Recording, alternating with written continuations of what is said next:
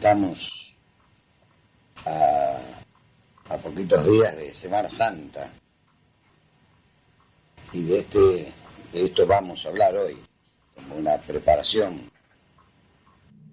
Muchas veces, o casi siempre, me escucharon decir que las fiestas, las celebraciones, no son recuerdos, no son para recordar, sino que son para ver qué nos pasa hoy con aquellos hechos históricos. Y una de las cosas fundamentales es tener claro que en aquellos hechos de la pasión de Jesús estábamos todos nosotros, porque Cristo nos asume a todos en Él. Por eso ya no se puede decir más desde el Concilio Vaticano II que los que mataron a Jesús, los que golpearon a Jesús, los que escupieron a Jesús fueron los judíos, los romanos de aquella época, sino que cada uno de nosotros tiene parte de responsabilidad en la pasión y en la muerte de Jesús. Esto no es para cargarnos de culpa, sino simplemente para asumir que fuimos protagonistas de los hechos. Y como diría San Agustín, oh feliz culpa, la del pecado de Adán y Eva, que nos mereció el Redentor. Eso lo decimos en la vigilia pascual, ¿no es cierto? Teniendo esto presente,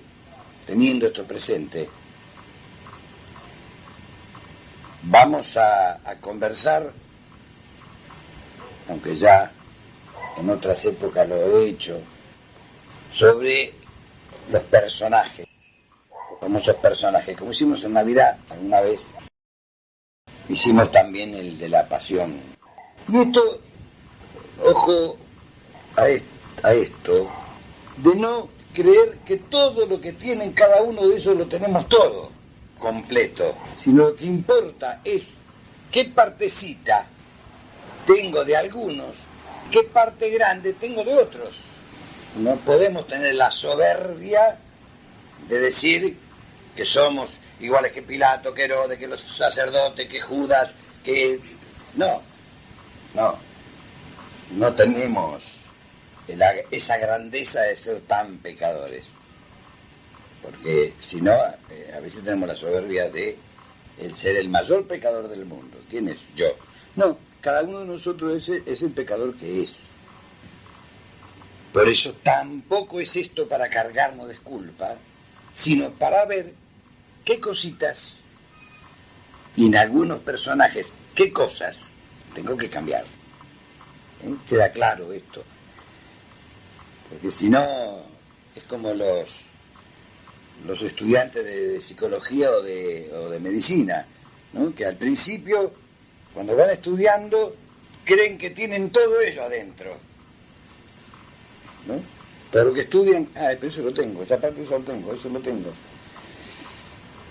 No. Por eso remarco que no seamos tan soberbios de ser los mayores pecadores. Somos pecadores, punto. También vamos a ver personajes con grandes virtudes.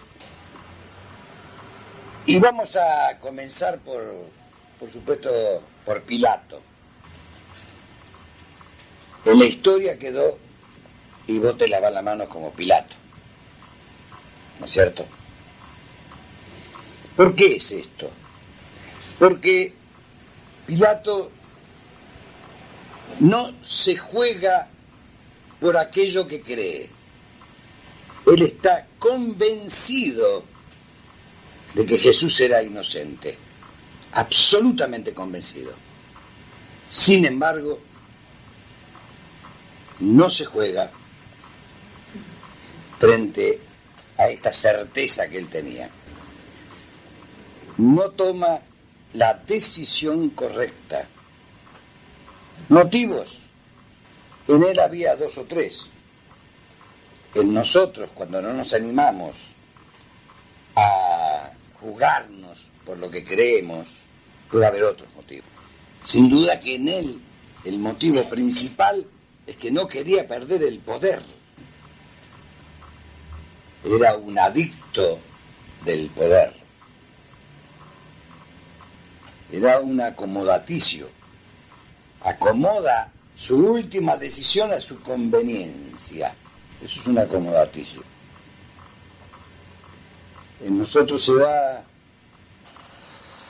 ¿cuántas veces el no te metas? Viene de ahí. Uno vio que debe hacer una acción determinada por alguien y no, si te metes te va a traer problemas. No te metas. El no te metas de ahora es el lavarse las manos de Pilato. Es igual. Este es un personaje lindo. Es un personaje lindo para vivenciarlo, digo, no solamente desde lo personal, sino desde lo comunitario, ya sea en la parroquia o en algún grupo o de la misma iglesia. ¿Cuántas veces nos fuimos acomodando a nuestra conveniencia, no a la verdad que creemos? No a la verdad que creemos. Por supuesto, si uno para acomodarse a las excusas, a la conveniencia, uno siempre va a encontrar excusas. Y siempre, con absoluta tranquilidad, van a encontrar excusas. Y voy a encontrar excusas. El Papa acaba de pedir perdón por todos los pecados de la historia de la Iglesia. Es un gesto de decir claramente, durante la historia, muchísimas veces actuamos contra lo que crees. Así de simple. La Iglesia ha actuado contra lo que piensa y lo que tiene que vivir. No actuó de acuerdo a lo que creía. ¿Qué sigue? Es Herodes, que no es igual que Pilato, porque este ni siquiera piensa ni cree en Jesús. Este es el prototipo del curioso. Cuando nos metemos en una situación determinada para curiosear y después poder criticar desde fuera o poder juzgar pero claro, no está comprometido. Es el que vive de novedades, no vive de la interioridad, él vive se decía y él quería conocerlo, quería verlo y por supuesto Cristo iba a ser el payaso del circo, porque quería que a él le hiciera milagros para seguir divirtiéndose. Esta es la realidad. Por eso es el prototipo del que busca el placer y no el gozo, que es totalmente distinto. El placer es satisfacer simples instintos. El gozo es parte de la vida interior. Es un hombre vacío. Necesita curiosidades, anécdotas, chismes, para poder sentirse bien, para vivir. Fijémonos bien que es con la única persona en el Evangelio con la cual Jesús no habla. Con Herodes no habla, no le responde. La única persona, porque era un curioso, porque no le importaba nada del otro. Hay una gran diferencia con Pilato. Pilato trata de negociar por lo menos la salvación de Jesús. Este se quiere divertir. Y pasa en nuestra vida cotidiana. Cuando nos reunimos, nos juntamos en cualquier lugar para curiosear lo que pasó, no para comprometerme con lo que. Después siguen los sumos sacerdotes, cualquiera de ellos.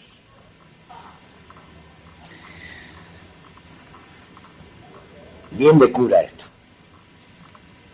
bien de cura, pero bien de la iglesia también, y bien de cada uno. ¿Durante cuánto tiempo dijimos nosotros tenemos la verdad? Los sumos sacerdotes lo acusan a Jesús desde la verdad, pero desde la letra de la verdad, no desde el espíritu de la verdad. ¿Cuánto tiempo nosotros no supimos, como cristianos, dialogar con otras religiones? Porque éramos los dueños de la verdad. Todos tenían que venir a nosotros. Nosotros siempre teníamos que ser la primera figura. La iglesia, el cura, el obispo, el laico, siempre. La verdad la tenemos nosotros. Todos los que se acerquen a esta verdad y pueden acercarse.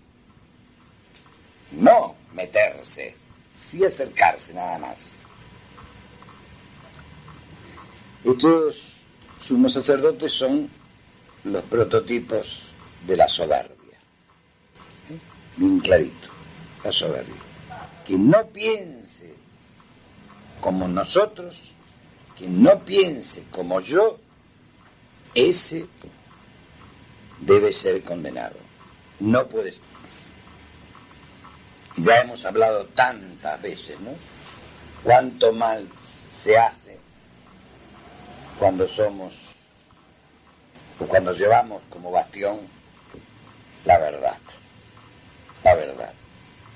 ¿A quién le sirve la verdad? ¿Le sirve la verdad? En abstracto. ¿Quién le sirve? La verdad sirve cuando es una vida. No es cuando es una teoría. Aunque esté explicando la mejor teoría de Cristo. Después empiezan a caer bien rodeando, los que rodean, algunos de los que rodean a Jesús. Nosotros, los apóstoles, o sea, la iglesia. Yo creo que todos saben por qué se quedaban los apóstoles con Jesús. Y hay varios pasajes donde aparece esto. Buscaban el acomodo. Buscaban estar uno a la derecha y otros a la izquierda. En los milagros se sentían gloriosos. En las malas salieron rajando. Salieron rajando. Son los que en los malos momentos huyen. Huyen. Muy cerca de mientras me convenga. Y esto pasa a veces en la relación humana, ¿no? Es muy difícil la fidelidad en el amor, la fidelidad en la amistad. ¿Cuántas veces cambiamos como figuritas? Como cuando éramos chicos que cambiábamos las figuritas. En un momento Cristo le tiene que decir cuando explica la Eucaristía, ¿y ustedes también se quieren ir? Y claro, ¿cuál es la respuesta? Fíjense qué respuesta pícara, muy sabia teológicamente, pero en ello muy pícaro. ¿Dónde vamos a ir si vos tenés palabra de vida eterna? Mire si eran pícaros. ¿Dónde vamos a ir si vos tenés palabra? Si vos tenés la manija, vos multiplicás los panes, vos hacés sacar los peces, vos curás a los enfermos, ¿a dónde voy? ¿Quién se queda al lado de Jesús siempre? Recién al final hablaremos de María, pero hace falta ver la Magdalena. Esta es incondicional, porque tenía claro cuál era su realidad y qué transformación había hecho Cristo en ella. Este es el otro personaje, la Magdalena. Se encuentra con Jesús y cambia su historia. No solamente dejó la prostitución, sino cambió su vida. Es con quien se va a encontrar Jesús también resucitado, es con ella. ¿Y cómo lo conoce la Magdalena a Jesús? Simplemente cuando Jesús le dice María. Cuando la llama por su nombre, por el tono, por el sonido en su oído, ella lo reconoce. Era tanta la intimidad que tenía que lo reconoce por su voz, por cómo la llamaba, la forma de llamarla. Tenía claro que por grande que haya sido su pecado, mucho más grande fue el perdón de Jesús. Por grande que haya sido su pecado, siempre fue más grande el perdón de Jesús. Qué lindo cuando el pedir perdón nace de la intimidad. Y a veces en esa intimidad ni hace falta pedir perdón. Hace falta nada más que mirarse a veces. Otro de los personajes más claves y nuestro queridísimo amigo Judas, el que siempre se lo llamó Judas Iscariote, el traidor. ¿Por qué es traidor? Porque era amigo de Jesús, porque estaba en el núcleo de los íntimos. Nunca el enemigo es traidor, siempre el amigo es traidor. Cuando es traidor, ¿no? Digo, cuando me traiciona. El enemigo me va a buscar atacar, pero ya estoy predispuesto porque sé que es enemigo. Del traidor nunca espero que me haga algún mal. Lo más grave es que besa para traicionar. Con un beso entregas a tu amigo, le dice Jesús. Nada más que eso.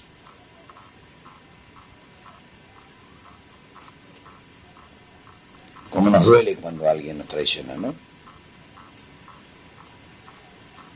Como nos duele cuando por detrás salen cosas que por delante no salen.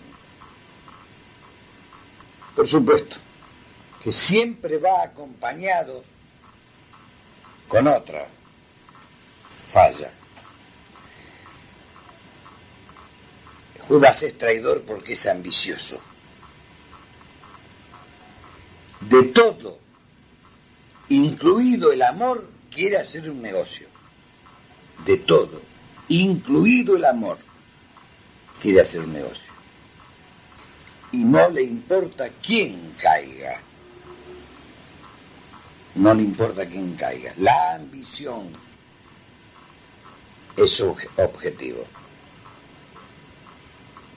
Por eso el castigo más grande de Judas no es el suicidio, sino que el pecado más grande es su propio, o sea, la condena más grave es su propio dolor. Él era consciente a quien traicionaba. El suicidio es una consecuencia. Es una consecuencia. Y otra cosita más sobre el ambicioso. Siempre termina solo. No se puede convivir con un ambicioso, porque siempre va a necesitar tragarte, siempre va a necesitar destruirte, siempre va a necesitar comerte. Así terminó Judas, absolutamente solo. Por eso aparece el otro personaje tan importante que hizo algo parecido a Judas. Yo diría casi Lo único que hizo fue no ser ambicioso y venderlo. Pero después, más o menos, es Pedro. Nuestro jefe de la iglesia, que quede claro esto. ¿Y qué era Pedro? Fundamentalmente, busquen todas las escenas de Pedro en el Evangelio y van a ver que siempre se movió por impulso. Nunca pensó nada. Nunca se tomó tiempo. Toda su fuerza estaba basada nada más que en el afecto que él le tenía a Jesús. Y en el acomodo que quería. Por supuesto, también quería acomodo. Pero por sobre todo, el no pensar. Puro impulso. El impulso siempre sirve después de haberse pensado las cosas. Nunca sirve antes. Por eso hay que tenerle un poquito, no digo miedo, pero sí de cuidado a aquellos que dicen siempre: yo tengo un ojo intuitivo, yo la veo clara, la del otro, y por ahí estoy viendo desde lo que yo me veo a mí mismo. Eso es un impulsivo. Y se ahoga en la vergüenza. El impulsivo termina ahogándose en la vergüenza, porque siempre pasa papelones. Siempre.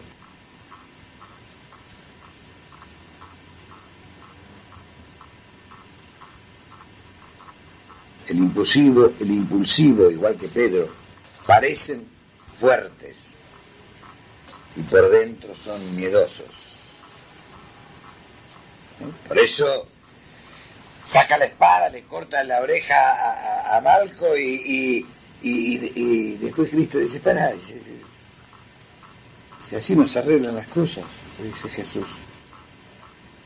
Para eso yo traigo el ejército de los ángeles y chau. El impulsivo. Yo voy a estar con vos siempre. Y Cristo le dice: escuchame, antes que cante el gallo me vas a negar 3 veces. Y lo negó. El otro traicionó, este lo negó. Este estaba con el Nazareno. No, le dice, ¿cómo voy a estar con él, con ese? No. El impulso. Lo lleva para un lado y lo lleva para el otro. Ese es nuestro jefe.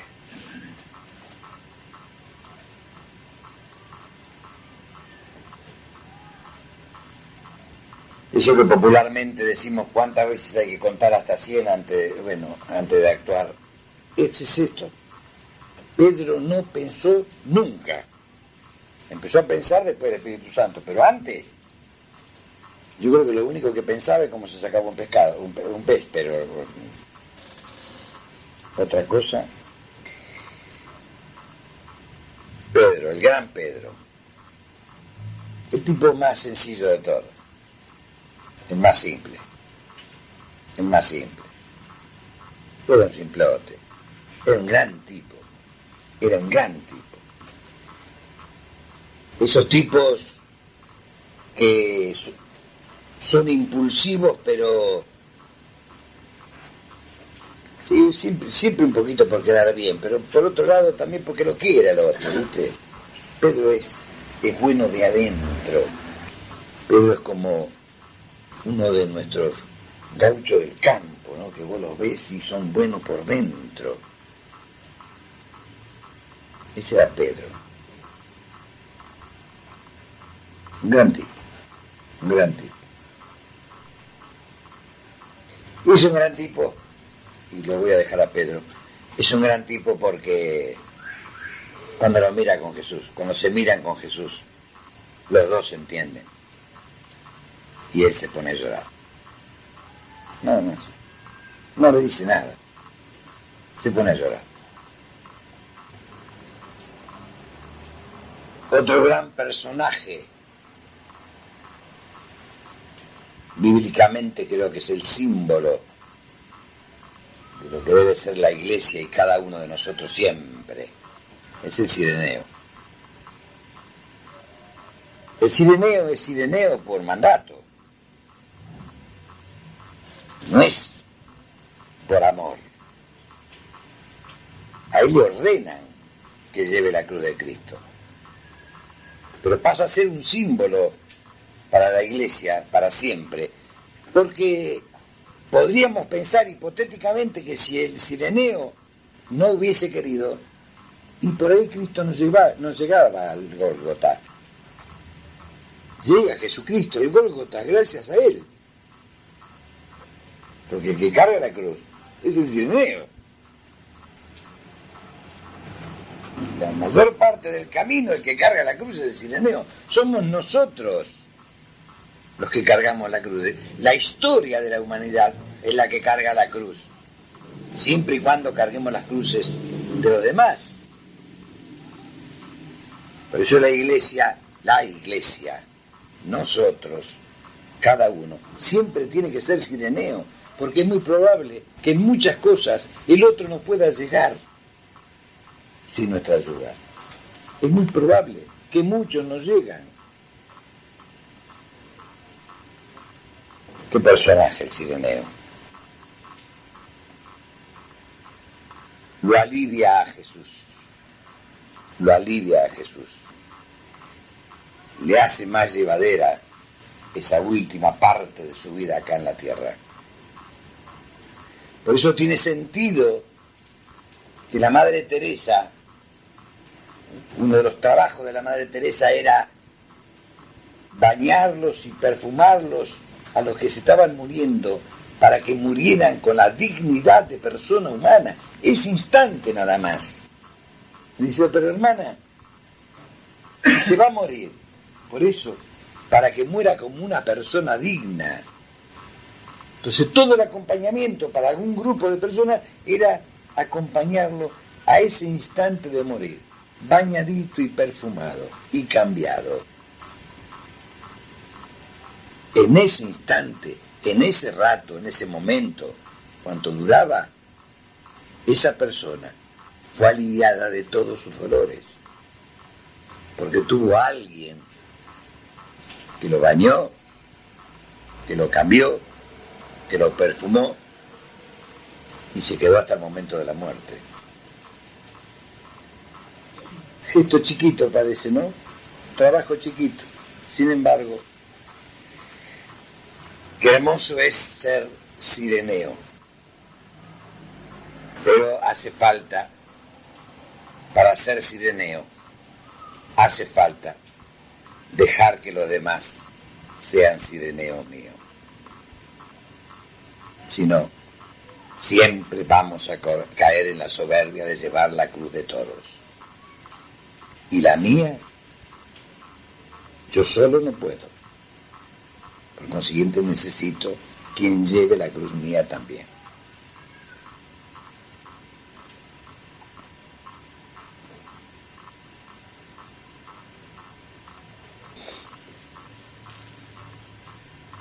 Dos personajes originales.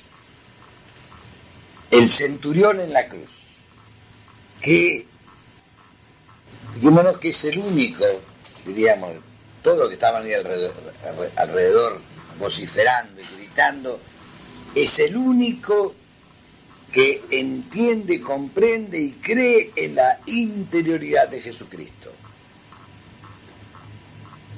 Es el único que dice, ¿no? Verdaderamente, este es el Hijo de Dios. Y era un romano, un pagano. Se metió dentro de Jesús. Lo vivió intensamente a Jesús. Y por eso dice, verdaderamente, este es el Hijo de Dios. Y el otro personaje original, siempre lo decimos, ¿no es cierto? El buen ladrón. Este robó hasta el final. Se diplomó de ladrón. Y robó el cielo. Y robó el cielo con una simple oración. Con una simple oración de petición. Muy sencilla. Señor, hoy quiero estar con vos en el reino. y aparece el primer y único santo canonizado por Jesús. Es el único santo canonizado por Jesús. Hoy estarás conmigo en el paraíso. Así que San Ladrón existe, existe. Qué hermoso personaje ese, ¿eh? Qué tipo despierto en la vida, qué hombre de la calle, conocía la calle. Es como nuestros chiquitos de ahora de la calle, te conocen lo que te tienen que pedir, la forma de pedir, lo que te tienen que sacar y la forma de lo que te tienen que sacar. Porque lo que más te sacan es el corazón, te mueven el corazón. Este lo conmovió a Jesús. Lo conmovió a Jesús. Y bueno, ¿qué podemos decir de Juan?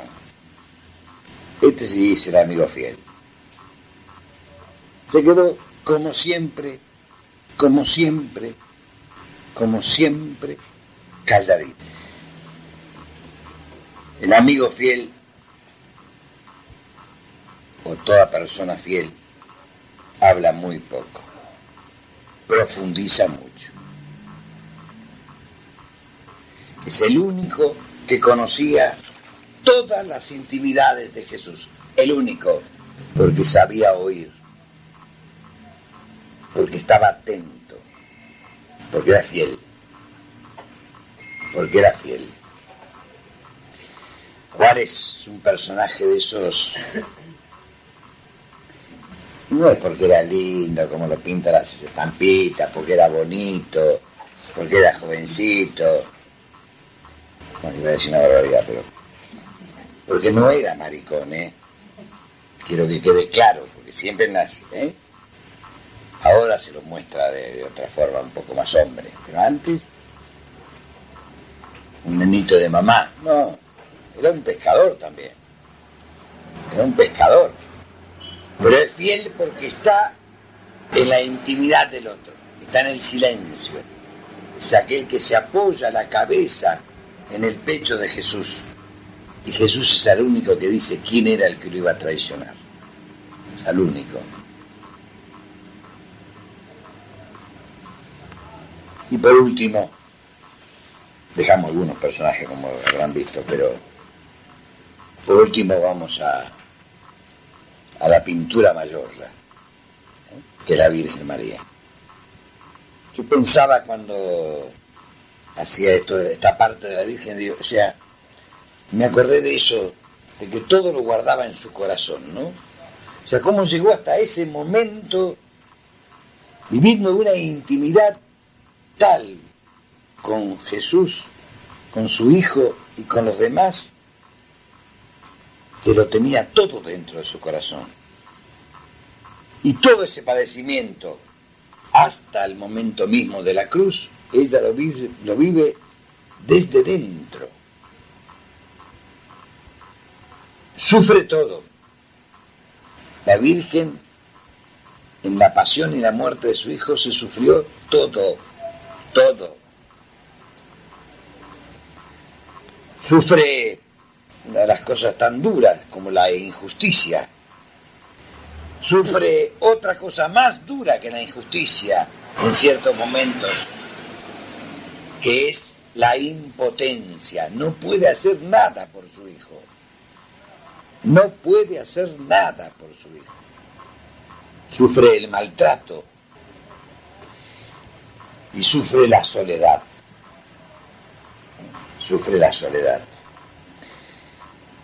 Por eso Jesús, como siempre, con esa sabiduría de la vida interior, sabiendo que su madre iba a padecer todo esto, porque además lo padeció, le deja y nos dejan, le deja Juan, al que no le va a hablar mucho, al que no le va a decir montones de cosas, a la que no la va a querer consolar con palabras, pero sí al que la va a tomar en sus brazos y se la va a llevar a su casa. Y esto ella lo acepta. Acá se ve claramente que la madre que lo engendró y la madre que lo entregó. Ahí está. Y como dice la Biblia, estaba de pie. Hecha bolsa. Absolutamente destruida, pero de pie. Y la mantenía de pie. La fe en su hijo, el apoyo de Juan y el tener que ser la madre de la iglesia. No terminaba su maternidad con la muerte de su hijo. Tenía que seguir siendo madre. Esto nos ayude a vivir la Semana Santa no histórica, sino la de cada uno de nosotros. Por un lado, ¿quién de nosotros no fue alguno de los personajes en algún momento?